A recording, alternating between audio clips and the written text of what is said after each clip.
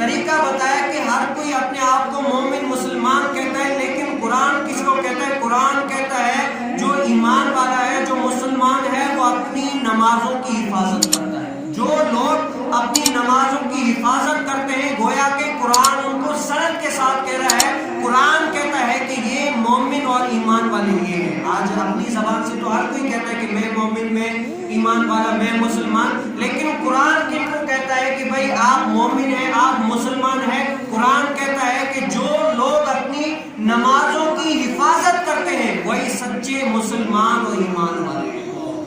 آج اس زاویے کے اندر میں اور آپ دیکھ لیں کہ ہم اس زاویے کے اندر آتے ہیں یا نہیں آتے؟ کیا ہم اپنی نمازوں کی حفاظت کرتے ہیں یا نہیں ہے؟ اگر کرتے ہیں تو مبارک ہو ہمیں کہ قرآن نے بشارت دی کہ آپ مومن اور مسلمان ہیں۔ اپنی زبان سے تو ہر کوئی کہتا ہے، لیکن قرآن جس کو کہے